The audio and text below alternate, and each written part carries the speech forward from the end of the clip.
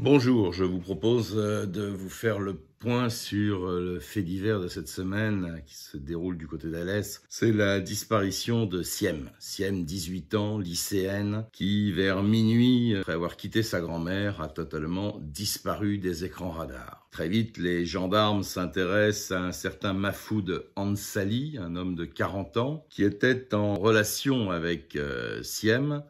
En fait, cette jeune fille était la baby-sitter des enfants de ce monsieur. Placé en garde à vue, Mahfoud va nier les faits très longtemps. Il va finir par reconnaître entretenir une relation avec elle depuis quelques mois. Il reconnaît ça en toute fin de garde à vue et il précise que cette relation était secrète. Or, ce soir-là, ils ont eu une discussion ensemble et Siem voulait officialiser cette relation amoureuse. Et évidemment, Mahfoud s'y opposait, le ton est monté, ils se sont disputés et il l'aurait étouffé avant d'aller se débarrasser du corps à une dizaine de kilomètres de là, en pleine pampa. On n'est pas obligé de le croire, d'autant que Mahfoud Ansali n'est pas un modèle de vertu. Il compte 13 condamnations à son casier judiciaire, dont 5 qui sont des faits de criminels ou délictuels. Et j'ajoute que le jour où il a été placé en garde à vue, il devait comparaître devant la cour d'assises du Gard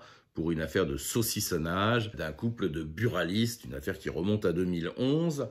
Donc voilà, en quelques années, Mahfoud Ansali a commis un certain nombre de méfaits. C'est sans doute une des raisons pour lesquelles les gendarmes se sont aussi intéressés à lui très rapidement. Alors la France entière s'étonne de ce que cet individu à 13 condamnations et un procès d'assises qui devait s'ouvrir soit en liberté. La réponse malheureusement est très simple.